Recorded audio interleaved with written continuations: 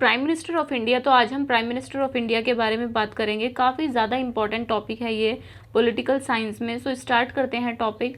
Article 75 जो है constitution में, वो प्राइम मिनिस्टर ऑफ इंडिया के बारे में बात करता है, यानी कि कौन अपॉइंट करता है प्राइम मिनिस्टर को।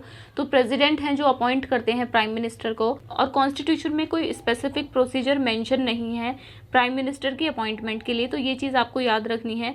सो जो प्रेसिडेंट हैं वो अपॉइंट करते हैं प्राइम मिनिस्टर को। लोकसभा में जो भी पार्टी, जिस भी पार्टी के पास मेजॉरिटी होती है, उस पार्टी के लीडर को ही प्राइम मिनिस्टर अपॉइंट किया जाता है।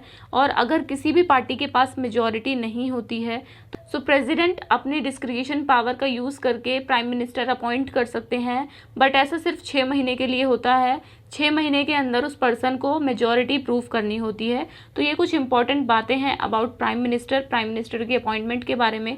पावर एंड फंक्शन की बात करें कि प्राइम मिनिस्टर के पास क्या क्या पावर एंड क्या क्या उनके फंक्शन होते हैं, तो पहला जो फंक्शन है वो है the leader of the country, यानी कि प्राइम मिनिस्टर जो होते हैं वो पूरी कंट्री के एक तरह से लीडर होते हैं। Head of the government of India, government के हेड होते हैं, ठीक है। सेकंड फंक्शन है वो है पोर्टफोलियो एलोकेशन, यानी कि मिनिस्ट्री एलोकेट की जाती है। तो ये जो काम होता है वो प्राइम मिनिस्टर का होता है। प्राइम मिनिस्टर जो है पोर्टफोलियो एलोकेट करते हैं, मिनिस्ट्री एलोकेट करते हैं जो भी मिनिस्टर्स होते हैं। जो थर्ड पॉइंट है वो है चेयरमैन ऑफ द कैबिनेट। जो प्राइम मिनिस्टर होते हैं वो कैबिनेट के चेयरमैन होते हैं, यानी कि जो कैबिनेट की मीटिंग होती है वो प्राइम मिनिस्टर हैंडल करते हैं। सारी मीटिंग्स जो है वो प्राइम मिनिस्टर लेते हैं, और जो प्राइम मिनिस्टर का डिसीजन होता है वो काफ़ी इंपॉर्टेंट होता है एंड मेन डिसीजन होता है। अगर किसी भी मिनिस्टर के साथ प्राइम मिनिस्टर का कोई डिफरेंस होता है ओपिनियन को लेकर, तो प्राइम मिनिस्टर उस मिनिस्टर को रिजाइन करने के लिए कह सकते हैं अगर कोई डिफरेंस होता है ओपिनियंस में। तो नेक्स्ट पॉइंट है official representative of the country. So prime minister जो होते हैं वो ऑफिशियली रिप्रेजेंट करते हैं कंट्री को।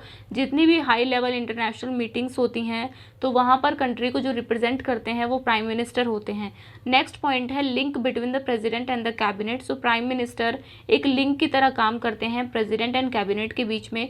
जो भी कैबिनेट के डिसीजन होते हैं उन्हें प्रेसिडेंट को बताते हैं एंड प्रेसिडेंट के साथ कम्युनिकेट करते हैं गवर्नमेंट के मैटर्स पर। सो ये काम होता है प्राइम मिनिस्टर का, यानी कि एक लिंक का काम करते हैं प्रेसिडेंट एंड कैबिनेट के बीच में। नेक्स्ट जो पॉइंट है, जो प्राइम मिनिस्टर होते हैं वो काफ़ी सारी पोजीशन होल्ड करते हैं, जैसे कि वो हेड होते हैं न्यूक्लियर कमांड अथॉरिटी के, नीति आयोग के, appointment committee of the cabinet, department of atomic energy के भी हेड होते हैं, department of space and ministry of personnel, public grievances and pension. So ये जो मिनिस्ट्रीज एंड डिपार्टमेंट्स हैं इनको हैंडल करते हैं प्राइम मिनिस्टर।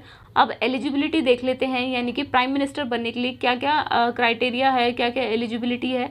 तो सिटीजन ऑफ इंडिया, यानी कि वो जो पर्सन है वो सिटीजन ऑफ इंडिया होना चाहिए, यानी कि अगर किसी पर्सन ने किसी दूसरी कंट्री की सिटीजनशिप ले रखी है तो वो इंडिया के प्राइम मिनिस्टर नहीं बन सकते हैं। सेकंड जो क्वालिफिकेशन है वो है a member of either Rajya Sabha और लोकसभा, यानी कि लोकसभा या राज्यसभा की मेंबरशिप होनी चाहिए। एज की बात करें तो should have complete his 30 years, 30 साल कंप्लीट होने चाहिए if he is a member of Rajya Sabha, और अगर लोकसभा के मेंबर हैं तो 25 साल एज कंप्लीट होनी चाहिए। सो ये कुछ इंपॉर्टेंट क्वालिफिकेशन है जो प्राइम मिनिस्टर बनने के लिए ज़रूरी होती हैं। सो आज का सिर्फ यही टॉपिक है कि प्राइम मिनिस्टर के बारे में, कि प्राइम मिनिस्टर को कौन अपॉइंटमेंट करता है, प्राइम मिनिस्टर के पास क्या क्या पावर होती है और क्या क्या फंक्शन होते हैं प्राइम मिनिस्टर के।